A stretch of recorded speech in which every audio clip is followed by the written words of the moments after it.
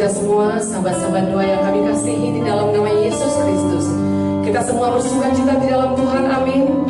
Baik, pada saat ini, mari kita bersama-sama melakukan ibadah kita lewat online. Sebelum kita memuji menyembah Tuhan, mari terlebih dahulu kita mendengarkan tiupan shofar, sikap kita dalam posisi berdoa.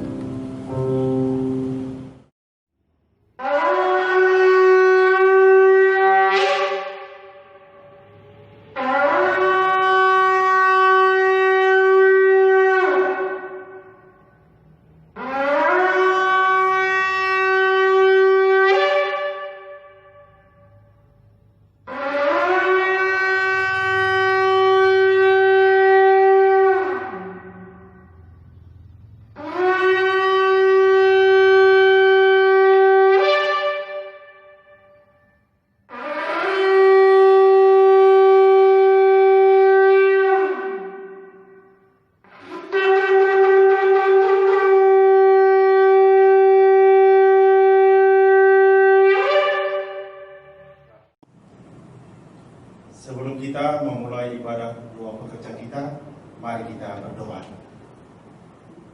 Terima kasih Tuhan, pada hari ini Bapa,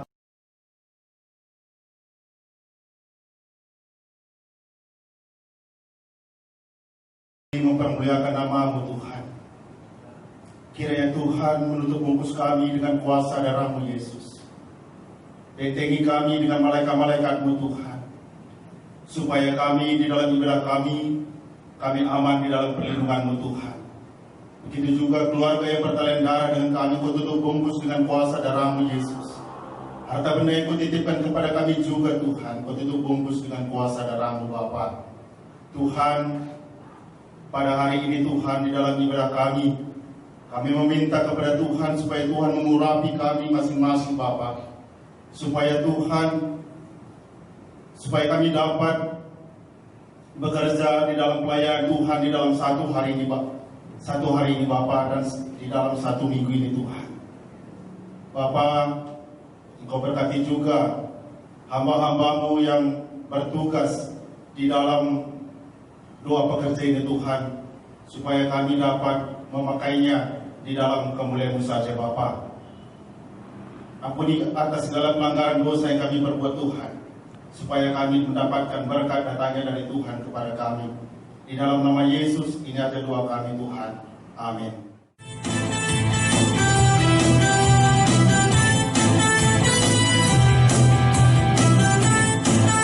Baik, mari kita semua bangkit berdiri.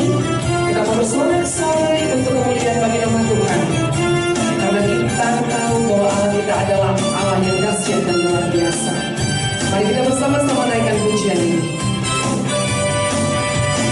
Dengarkanlah suara nafiri memanggil semua umatnya dari seluruh penjuru bumi, datang untuk menyembahnya. Dengarkanlah suara nafiri memanggil semua umatnya. Gereja Tuhan bersatu kini, mengangkat tinggi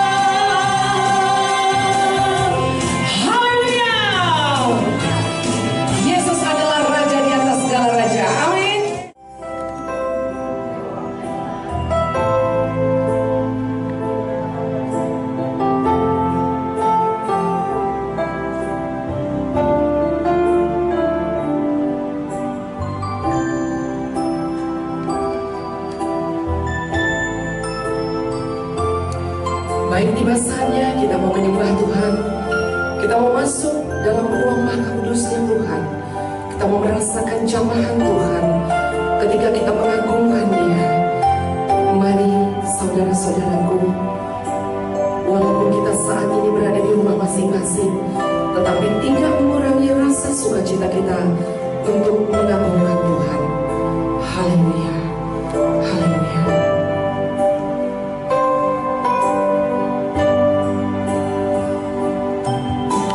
Engkau Bapa yang mengasihiku,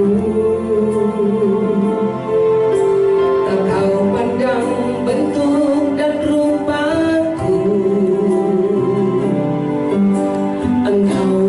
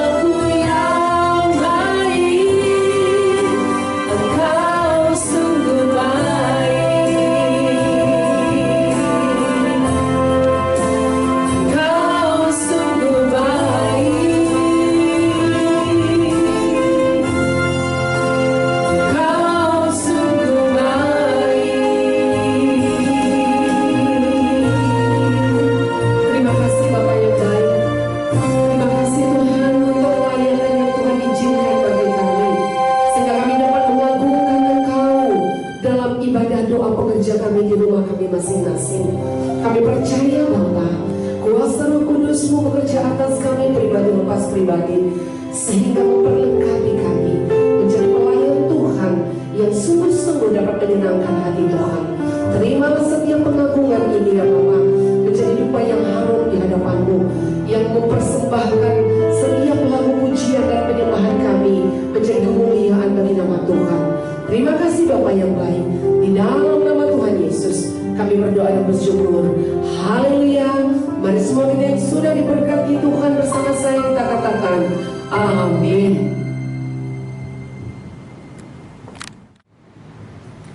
Mari kita bersatu di dalam doa.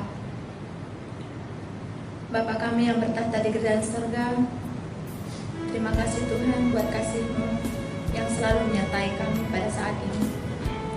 Dan Bapa, pada saat ini juga kami bersehati untuk menaikkan doa-doa syafaat kami. Kiranya Tuhan Kau yang menurunkan Roh Kudus-Mu di atas kami, agar setiap apa yang kami doakan dapat berkenan datang kepadamu. Dan terlebih dahulu Tuhan, suci kuduskan hati, tubuh, jiwa, dan roh kami, agar setiap doa kami tidak terhalang oleh karena dosa-dosa kami ya Bapa. Bapa, pada saat ini kami menaikkan doa syafaat kami, yaitu akan pasien-pasien yang ada di rumah sakit karena terkena COVID ya Bapa. Tuhan, biarlah tangan-Mu yang merobang paku menjamah setiap pasien yang terkena COVID ya Bapa.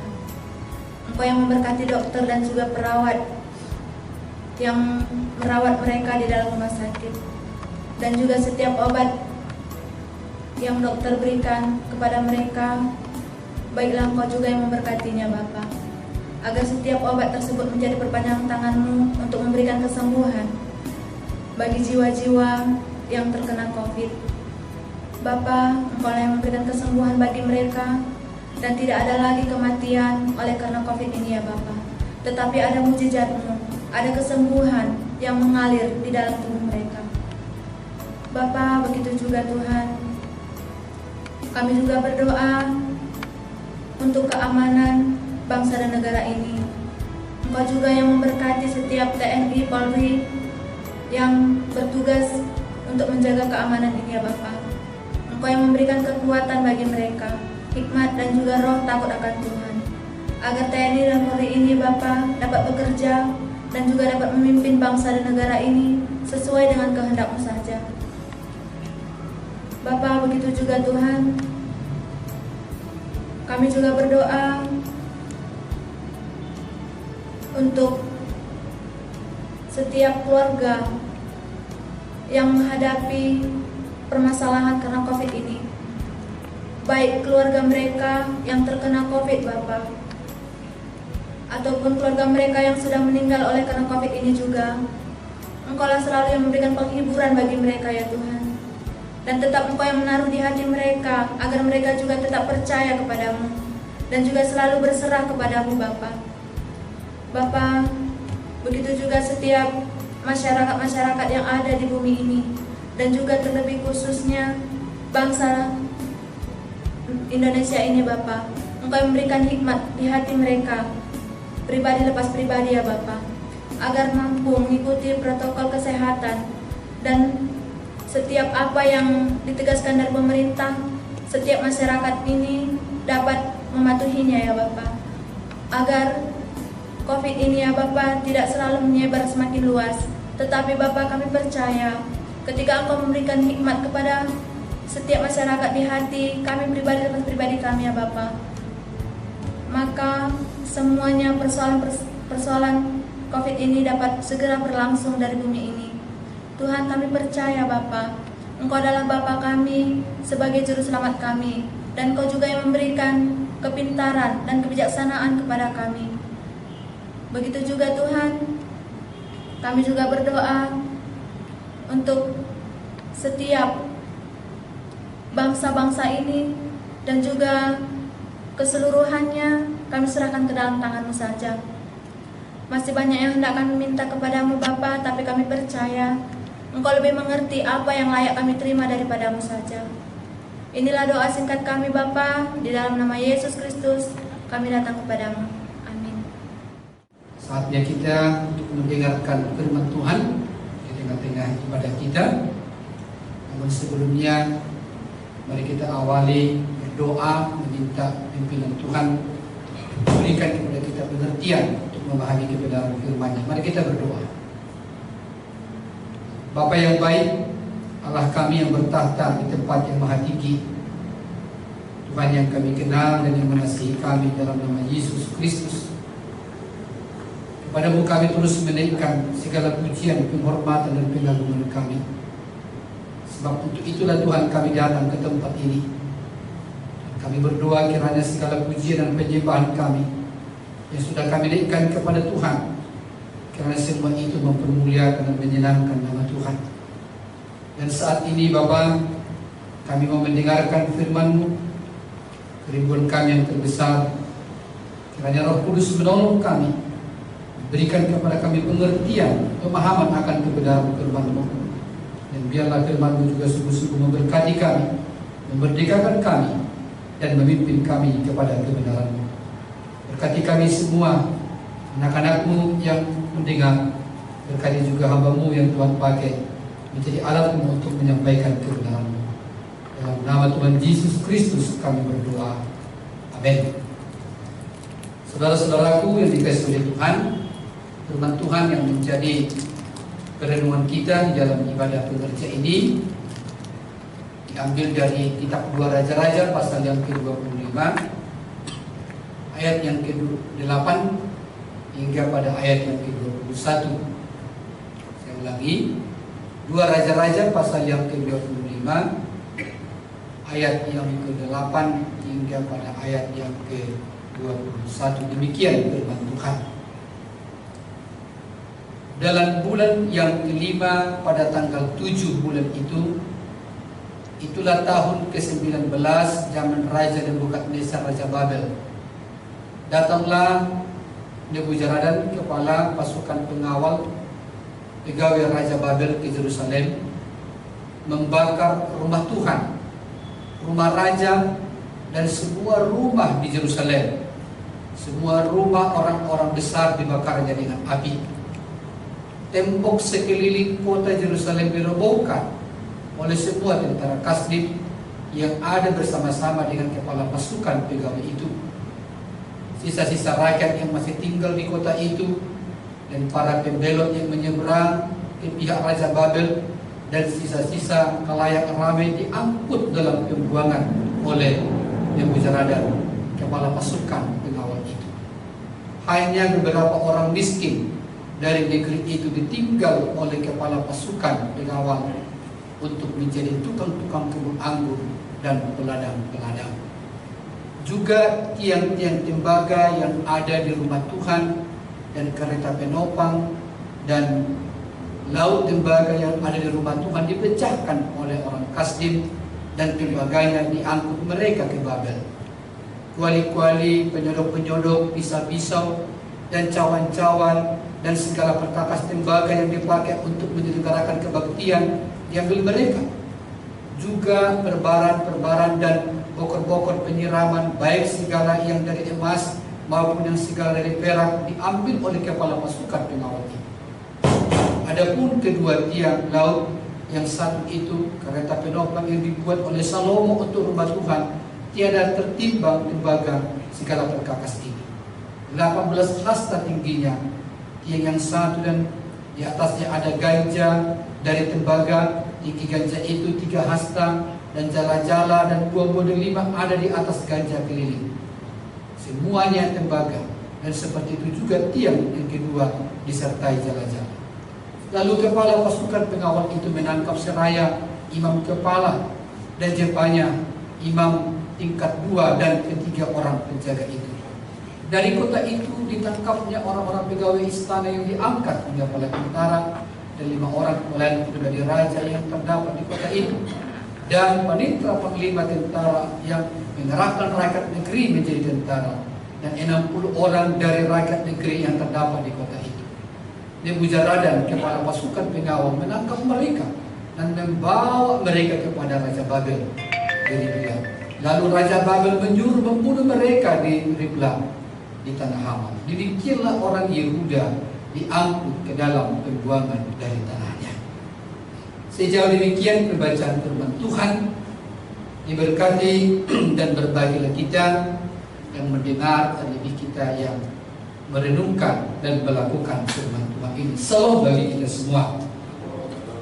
Bapak Ibu, saudara-saudaraku yang dikasihi oleh Tuhan, kalau kita belajar dari kisah bangsa Israel, baik dalam kerajaan Yehuda maupun di Yerusalem, ini ada banyak hal-hal yang aneh kita lihat ya dalam sejarah perjalanan bangsa itu.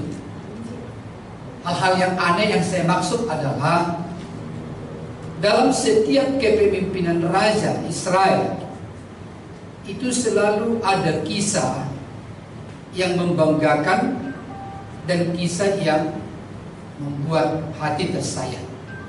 Kenapa?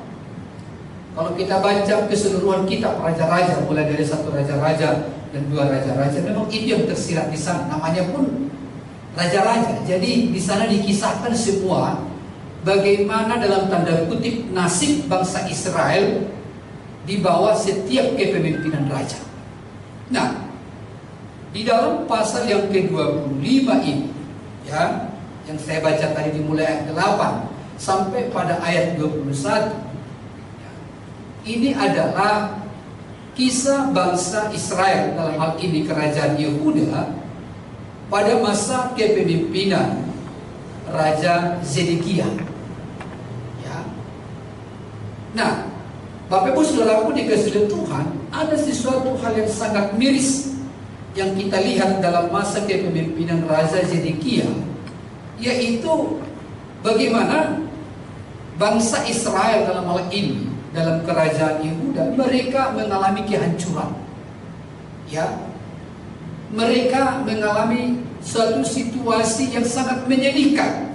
Bahkan bukan saja hanya rakyat Yehuda dan pembesar-pembesarnya, tetapi bagaimana nasib rumah Tuhan yang dibangun oleh Salomo dengan segala kemegahannya dan memang pernah hancur, ya. Tetapi juga pada masa Raja Yosia itu kembali dibenahi sistemnya dan semua pelayanannya.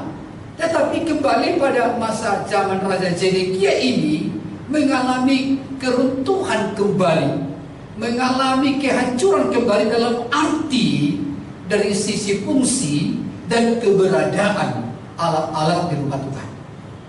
Nah, tentu itu khususnya di Babel pada masa pemerintahan Raja Nebukadnezar tadi disebut di sana, ya. Seperti ayat 8. Dalam bulan yang kelima pada tanggal 7 bulan itu, itulah tahun ke-19 zaman Raja Nebukadnezar Raja Babel. Yaitu bagaimana akhirnya Raja Nebukadnezar sebagai Raja Babel waktu itu meluluhlantahkan, ya, menghancurkan, membuat tak berdaya Raja Zedekia dan mengalami kehancuran yang luar biasa di Yehuda pada waktu itu.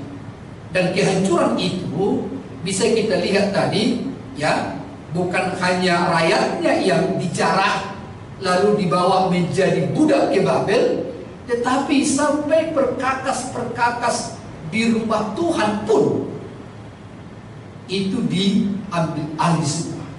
Itu tadi cukup panjang yang saya bacakan, dimulai pada ayat yang ke-15 itu. Yang saya ulangi lagi singkat.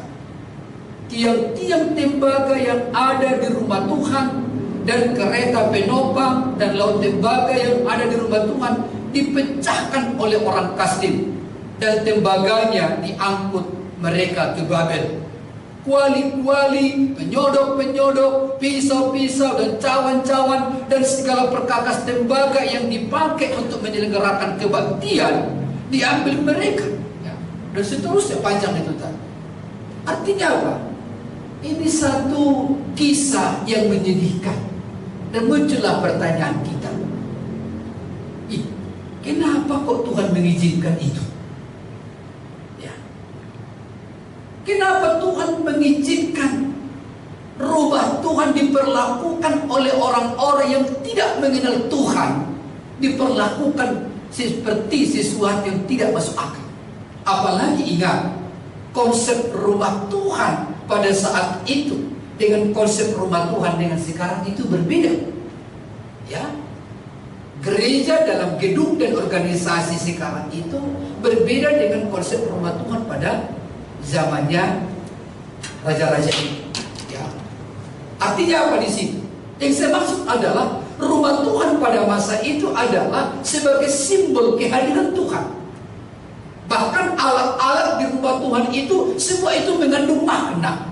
Tetapi pada zaman Raja Zedekia di Yehuda dan pada zaman Raja Nebukadnezar di Babel, semua itu akhirnya mengisahkan satu cerita yang menyedihkan. Karena disebut tadi Raja Nebukadnezar melalui pegawainya, pengawalnya yang bernama tadi Nebukadnezar tadi disebut di situ Nebuzaradan, itu menghancurkan semua rumah Tuhan dan semua alat-alatnya itu dibawa. Nah, kembali saya katakan tadi, pertanyaan kita adalah mengapa Tuhan mengizinkan itu? Mengapa Tuhan membiarkan itu? Apakah ketika Raja Nebukadnezar dengan segala kekuatan yang dimilikinya, yang diberikan kewenangan kepada Nebuzaradan itu, pada saat itu Tuhan sedang tertidur? Pada saat itu Tuhan tidak mau tahu? Atau dengan kata lain, apakah juga Tuhan sudah tidak mau lagi hadir di rumah Tuhan pada saat itu? Saudaraku dikasihi Tuhan, rupanya kalau kita belajar dari seluruh raja-raja yang memerintah di Israel, khususnya di Yehuda, rupanya peristiwa-peristiwa kengerian itu, peristiwa-peristiwa yang miris itu terjadi, sesungguhnya itu terjadi karena ditentukan oleh setiap sikap raja yang memimpin pada saat itu. Nah, rupanya kehancuran ini terjadi oleh karena sikap Raja Zedekia dalam hubungannya dengan Tuhan. Hal itu dapat kita lihat di pasal yang ke-24 ayat 18 sampai pada ayat yang ke-20. Saya bacakan. Zedekia berumur 21 tahun pada waktu ia menjadi raja, dan 11 tahun lamanya ia memerintah di Yerusalem. Nama ibunya ialah Hamutal binti Yeremia dari Libna. Ia melakukan apa yang jahat di mata Tuhan, tepat seperti yang dilakukan oleh Yoyakim. Artinya ini bapaknya. Sebab oleh karena murka Tuhanlah terjadi hal itu terhadap Yerusalem dan Yehuda, yakni bahwa ia sampai membuang mereka dari hadapannya. Jadi rupanya, Bapak Ibu Saudaraku dikasihi Tuhan, kehancuran Yehuda termasuk kehancuran rumah Tuhan pada saat itu tidak serta-merta terjadi secara ujug-ujug, tetapi itu disebabkan oleh karena sikap Raja Yehuda yang pada waktu itu dipimpin oleh Zedekia kepada Tuhan, yang tidak takut akan Tuhan. Ya. Dan sekali lagi, ini bukan karena keberingasan Raja Nebukadnezar, bukan karena otoritas yang dia miliki, bukan saja hanya itu, tetapi ini semata-mata didasarkan oleh karena sikap Raja Yehuda yang tidak takut akan Tuhan. Malah disebut tadi, ia berbuat jahat kepada Tuhan, seperti yang dibuat oleh ayahnya, seperti yang dibuat oleh opungnya juga, itu Yoyakim, dan juga Yoyakim. Itu ada Yoyakim, ada Yoyakim lagi anaknya. Nah, apa pesan firman Tuhan bagi kita pada poin ini?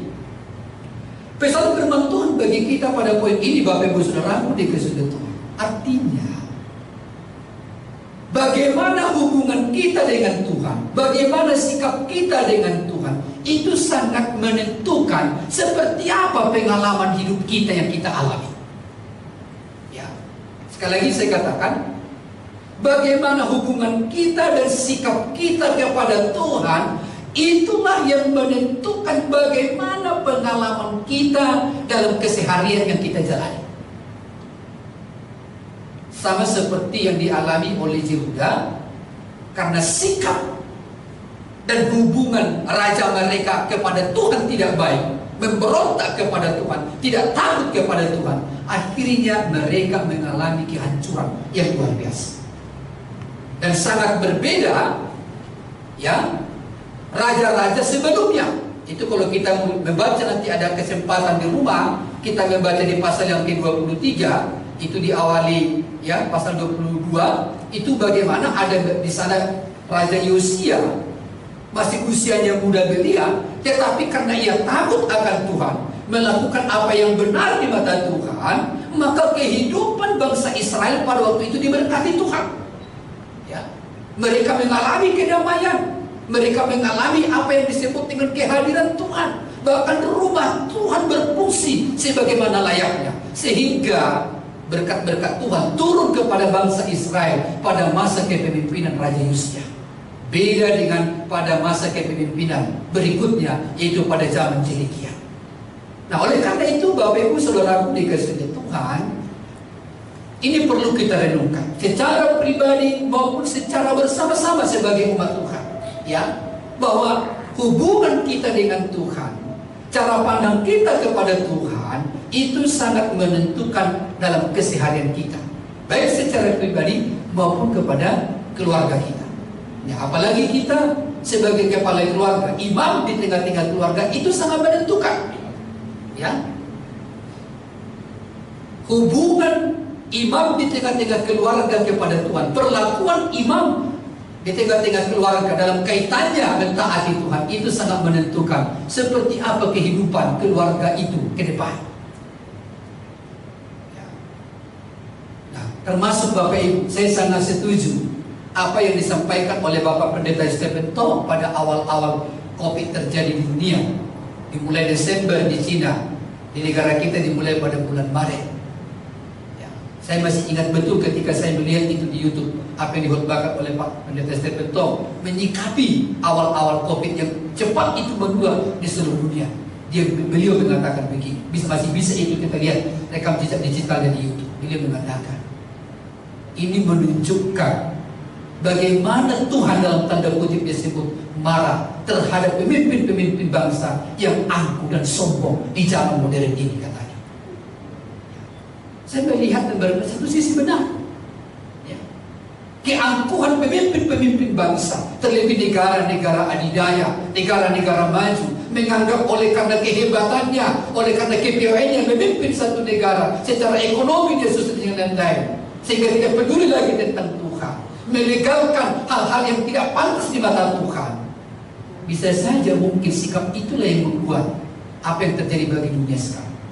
Karena sejarahnya juga rupanya dalam masa-masa raja-raja Israel itu bisa terjadi. Itu poin yang pertama, itu pesan yang pertama yang bisa kita lihat di sini. Ya, sekali lagi, pesan yang pertama, hubungan kita dengan Tuhan, sikap kita terhadap Tuhan itu sangat menentukan seperti apa kita melewati masa-masa kita dalam keseharian kita.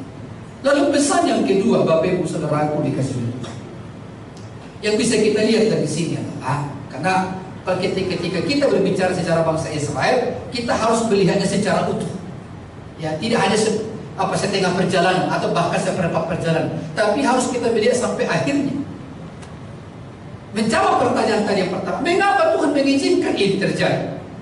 Memang Tuhan mengizinkan hal seperti ini terjadi pada zaman Raja Zedekia adalah ini bentuk pendisiplinan Tuhan terhadap umat. Jadi bukan berarti Tuhan tidak sayang lagi kepada umat bangsa Israel, dalam hal ini Yehuda. Bukan berarti akhirnya Tuhan mencabut mandat yang diberikan kepada bangsa Israel sebagai bangsa pilihan Tuhan. Tidak. Tetapi ini adalah bentuk pendisiplinan. Bangsa Israel tetap menjadi bangsanya Tuhan. Bangsa Israel tetap menjadi umat Tuhan, menjadi umat pilihan. Mereka tetap menjadi biji mata Tuhan. Mereka tetap menjadi kesayangan Tuhan. Itu tidak bisa diganggu-gugat. Ya. Seperti apapun sikap bangsa Israel kepada Tuhan, termasuk sikap raja-raja mereka kepada Tuhan, jahat pun sikap raja mereka kepada Tuhan, Tetapi ketetapan yang prinsip yang sudah Tuhan tetapkan kepada bangsa Israel, bangsa pilihan, umat Tuhan, bahkan tanah yang dijanjikan, ya, semuanya itu tidak bisa diganggu gugat lagi, karena itu adalah ketetapan Tuhan. Ya. Tetapi yang terjadi bagi bangsa Israel, kesulitan seperti ini, kehancuran seperti ini, Tuhan berikan, Tuhan izinkan Raja Nebukadnezar mendisiplin bangsa itu. Artinya apa? Di sini juga kita perlu belajar. Allah itu memang sangat mengasihi umatnya, karena Dia Allah yang Maha Kasih, tetapi Dia juga adalah Allah yang adil. Ya. Dia tidak bisa mengorbankan kasihnya hanya demi keadilan, dan Dia juga tidak bisa mengorbankan keadilannya hanya dengan kasihnya. Ya. Sifat-sifat Tuhan itu harus tetap jalan. Sekalipun Dia mengasihi bangsa Israel, dalam hal ini Yehuda, tetapi dari sifat Tuhan yang maha adil itu harus dijalankan. Maka Dia memberikan disiplin kepada orang-orang Yehuda, termasuk Raja Zedekia pada saat itu, dengan mengalami kehancuran. Maka sampai tadi disebut di situ, tidak ada yang tersisa di Yehuda, semua diangkut. Ya, orang-orang penduduknya diangkut, dijadikan jadi budak. Bahkan tadi hanya beberapa orang yang miskin ditinggal di sana. Itu pun supaya Anda dipekerjakan untuk mengambil hasil-hasil panen ladang dan dibawa itu ke Babel. Ya. Nah, saudara-saudaraku, Bapak Ibu yang dikasihi oleh Tuhan, ini perlu juga kita renungkan bersama. Ya, ketika kita melihat sesuatu yang sulit terjadi bagi kita, bahkan mungkin tidak sedikit juga orang mengatakan bahwa ini adalah murka Tuhan. Oke, bolehlah kita diskusikan di lain tempat hal seperti itu. Tapi yang terpenting untuk kita renungkan adalah masa-masa kesulitan, masa-masa kesukaran yang Tuhan izinkan terjadi bagi kita. Harusnya yang muncul adalah dalam diri kita, respon bagaimana kita merenungkan apa yang sebenarnya yang perlu kuperbaiki. Apa sebenarnya yang perlu kulakukan yang lebih baik lagi kepada Tuhan? Apa yang harus dilakukan oleh dunia pada zaman sekarang menyikapi situasi yang sulit ini? Saya sangat tertarik, ya. Itu mungkin 2 bulan pertama atau 1 bulan pertama COVID muncul di Indonesia, itu tiba-tiba muncul lagunya apa itu ya, Bimbo ya, yang ada syairnya itu, katanya di situlah Tuhan sedang mencuci dunia. Ya, rumah-rumah ibadah ditutup, ya kan, hubungan sosial itu dibatasi berbagai macam, dan salah satu syair lagu itu mengatakan bahwa Tuhan sedang mencuci dunia. Satu sisi ada baiknya kalimat itu, ya. Situasi yang sulit, situasi yang menakutkan, situasi yang genting terjadi sekarang ini sebenarnya mengajak kita untuk meresponi semua situasi ini, supaya kita semakin memperbaiki diri, supaya kita semakin mengevaluasi bagaimana relasi kita dengan Tuhan. Baik kita sebagai umat Tuhan, harusnya ini juga terjadi bagi setiap pemimpin-pemimpin bangsa, termasuk juga pemimpin-pemimpin gereja. Semua kita harus menjadikan ini menjadi evaluasi, karena rupanya bisa saja ini bentuk pendisiplinan dari Tuhan untuk membuat kita lebih baik. Dan saya percaya Bapak Ibu Saudaraku dikasihi Tuhan, itu tidak terjadi hanya pada konteks satu kerajaan atau satu bangsa, tapi itu juga berlaku dalam konteks secara pribadi. Bahkan dalam sejarah Alkitab itu seringkali muncul. Nah, mari kita lihat yang ke-20 itu dikatakan, 21 itu dikatakan. Lalu Raja Babel menyuruh membunuh mereka di tanah Hamat. Demikianlah orang Yehuda diangkut ke dalam pembuangan dari tanahnya. Saudaraku dikasihi Tuhan, nanti akhirnya kita mendengar cerita bagaimana mereka ketika berada di pembuangan di Babel dengan waktu yang cukup lama. Sepertinya Tuhan tidak mau tahu dengan mereka. Sepertinya Tuhan seolah-olah menjadikan mereka bukan lagi umatnya, bukan lagi bangsa pilihannya. Tetapi rupanya tidak. Tuhan mengizinkan itu hanya mendisiplin mereka supaya mereka sadar bahwa mereka sudah membelok dari Tuhan. Mereka melakukan yang jahat di mata Tuhan, karena nantinya juga akhirnya apa? Tuhan membebaskan mereka. Ya, Tuhan membuat mereka kembali ke kampung halamannya. Bahkan nantinya juga akhirnya bagaimana mereka mengalami berkat-berkat Tuhan. Artinya Bapak Ibu adalah ketika terjadi pertobatan dari bangsa Israel, maka berkat Tuhan itu juga tetap terjadi bagi mereka. Janji Tuhan itu juga menjadi janji yang mereka nikmati.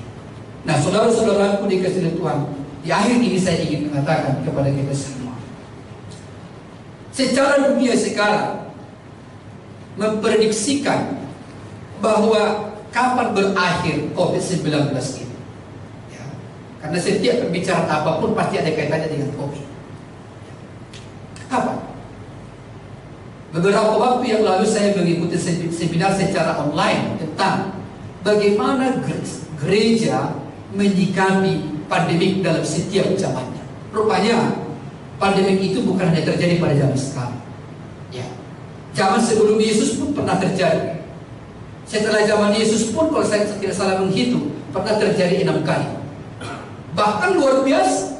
Ya, tahun 400-an, tahun 1200, 1400, 1600, tahun 1900 itu ada rupanya kejadian-kejadian yang luar biasa, itu pandemik yang luar biasa terjadi di dunia. Ya, artinya apa di sana? Rupanya apa yang terjadi di tahun 2019 akhir sampai di tahun 2020 ini bukan peristiwa yang pertama. Ya, bahkan di tahun 1400-an itu kalau saya nggak salah mengingat itu kurang lebih korban itu 20 juta lebih yang meninggal. Ya, ada namanya itu saya lupa, itu namanya itu Black Death. Ya, itu virus yang menghantam orang-orang Eropa. Kalau sudah kena dia virus itu paling lama dia bertahan hidup hanya 3 hari. Setelah itu mati. Nah, saya belajar dari situ Bapak Ibu. Memang semua orang mengatakan antivirus kalau sudah ditemukan itulah yang akan mengakhiri pandemi ini. Oke, itu dari sisi pengetahuan, khususnya dari pengetahuan tentang penyakit virus. Tetapi kita sebagai anak-anak Tuhan bukan itu tolak ukurnya. Bukan menjadi jaminan antivirus ditemukan maka virus ini akan berakhir. Tetapi dari pelajaran kita, dari khotbah kita hari ini sebenarnya apa? Berakhirnya sesuatu yang kita anggap itu menakutkan, penderitaan, itu sangat ditentukan. Terjadi gak pertobatan apa tidak? Jadi pertobatanlah menjadi ukuran waktu terhadap satu pemulihan dari satu penderitaan. Sama seperti bangsa Israel. Ketika bangsa Israel itu kembali menyembah Tuhan, mengagungkan Tuhan, melakukan yang benar di mata Tuhan, disitulah mereka mengakhiri penderitaan mereka. Saya yakin dan percaya ini yang harus dilihat Tuhan dari kehidupan kita umat manusia, supaya Tuhan memberikan pemulihan kepada kita. Dan kiranya firman Tuhan ini memberkati kita semua. Amin. Mari kita berdoa. Bapa di dalam surga, terima kasih firman-Mu pada hari ini boleh kami dengar. Tengah-tengah kami beribadah kepada memuji dan menyembah, kami sudah diperdengarkan kebenaran firman Tuhan melalui kisah perjalanan kerajaan Israel, bangsa Israel di dalam kepemimpinan Raja Zedekiah. Tuhan, apa yang terjadi pada zaman Raja Zedekiah? Yehuda mengalami kehancuran. Bahkan akhirnya bangsa Israel dibawa menjadi bangsa budak ke Babel. Bahkan tidak ada yang tinggal sedikit pun untuk mereka nikmati. Bahkan rumah-rumah, bahkan segala sesuatu yang ada mereka hancurkan semua. Bahkan mereka membakar rumah Tuhan dan rumah raja, dan semua rumah di Yerusalem dibakar oleh Raja Nebukadnezar. Tuhan, kami melihat mengapa hal itu bisa terjadi. Rupanya itu diawali dari bagaimana Raja Zedekiah tidak takut akan Tuhan dan menjadi raja yang jahat di mata Tuhan, sehingga kehancuran itu terjadi. Biarlah ini menjadi pembelajaran bagi kami semua, supaya kami selalu melakukan apa yang baik dan yang benar di mata Tuhan. Dan ketika kami melihat Raja Israel itu raja yang takut akan Tuhan, seperti Raja Yosia, sesungguhnya yang terjadi adalah kemasyuran, kedamaian, dan berkat-berkat Tuhan. Bila ini menjadi prinsip yang kami pegang, bagaimana supaya kehidupan kami semakin lebih baik, bagaimana supaya rumah tangga kami supaya semakin lebih diberkati Tuhan, bagaimana negara kami supaya semakin lebih aman dan semakin lebih kondusif. Sesungguhnya sikap pemimpin kami dan sikap seluruh warga negara ini kepada Tuhan sangat menentukan pada hari kami ke depan. Berilah Tuhan pertobatan bagi kami semua, supaya sungguh-sungguh kemurahan Tuhan, belas kasihan Tuhan, dan berkat Tuhan menjadi milik kami semua. Terpujilah Engkau Bapa, dalam Yesus Kristus Tuhan kami berdoa dan mengucap syukur. Amin. Salam bagi kita semua. Tuhan memberkati. Salam sehat.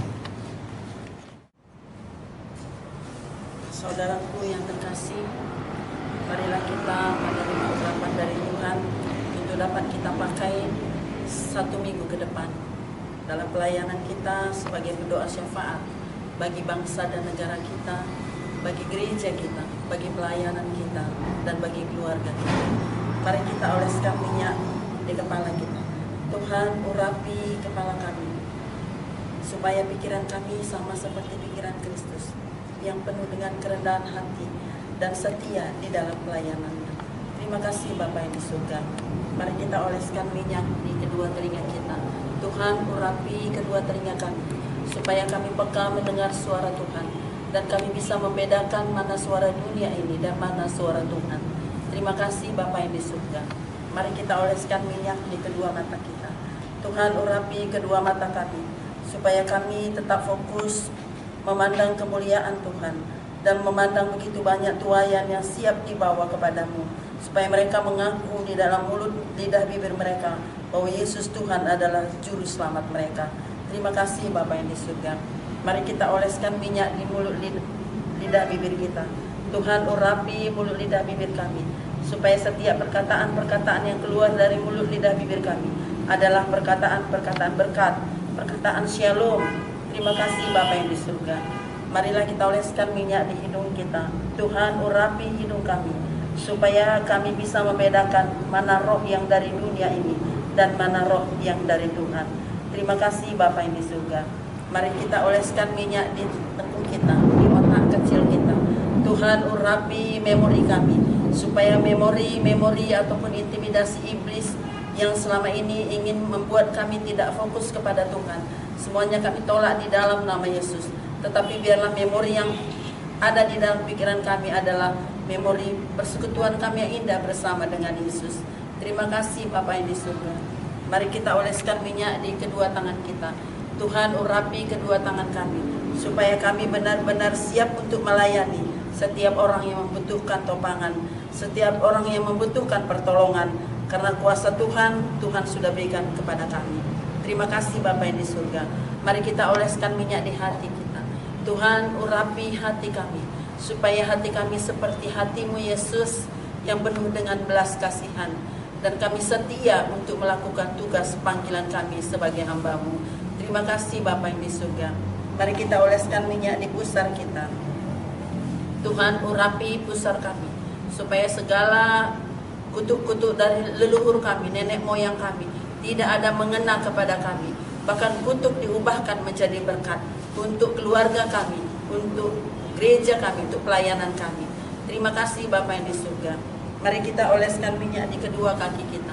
Tuhan, urapi kedua kaki kami, supaya setiap kami melangkah sesuai dengan kehendak Tuhan, supaya kami siap senantiasa kemanapun Tuhan utus kami. Inilah kami Tuhan, suruhlah kami untuk mengabarkan Injil kebenaran firman-Mu. Terima kasih Bapa yang di surga. Mari kita oleskan minyak di tumit kita. Tuhan, di dalam setiap kami melayani, di dalam setiap kami memberikan pelayanan kepada setiap jemaat Tuhan, begitu banyak kuasa-kuasa kegelapan, roh-roh jahat, penguasa-penguasa di udara yang ingin menyerang kami. Saat ini juga tidak ada serangan balik, kami kebaskan semuanya di dalam nama Yesus. Tidak ada serangan balik kepada keluarga kami, kepada pelayanan kami. Terima kasih Bapa yang di surga. Bapa, kami sudah menerima urapan-Mu dari ubun-ubun kepala sampai ke ujung kaki kami. Engkau sudah mengurapi kami. Kami siap menjadi penopang bagi bangsa kami, berdoa syafaat bagi bangsa kami, bagi gereja kami, bagi pelayanan kami Sola Gracia, begitu juga bagi keluarga kami. Di dalam nama Bapa, di dalam nama Yesus, di dalam nama Roh Kudus. Haleluya. Mari kita yang sudah menerima urapan dari Tuhan, bersama dengan saya kita katakan, amin. Perjuangan kita bukanlah melawan darah dan daging, tapi melawan pemerintah-pemerintah, melawan penguasa-penguasa, penghulu-penghulu, roh-roh jahat yang ada di udara. Oleh karena itu, mari kita bentengi diri kita dengan memakai perlengkapan senjata Allah. Berdirilah tegap, berikat pinggangkan kebenaran, berbaju jirahkan keadilan, berkasutkan kerelaan untuk memberitakan Injil damai sejahtera. Dalam segala keadaan, pergunakanlah perisai iman untuk memadamkan panah api dari si jahat. Dan terimalah ketopong keselamatan pedang roh, yaitu firman Allah. Mari kita angkat tangan kita ke atas, ikuti saya.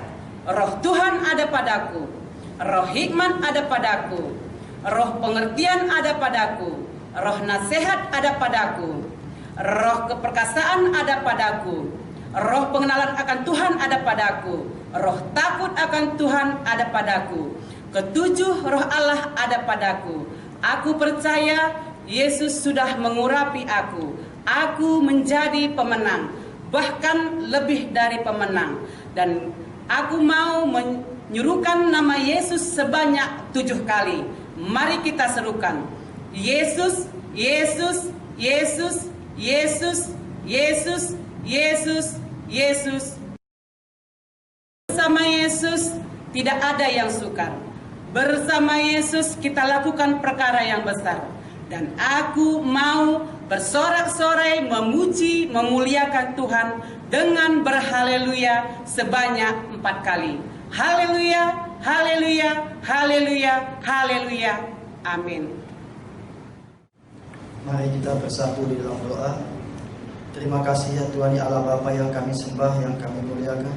Terima kasih ya Tuhan atas segala berkat dan anugerah yang Kau berikan kepada kami ya Bapa. Di mana Tuhan kami sudah selesai menjalankan ibadah doa pengerja kami pada hari ini Bapa.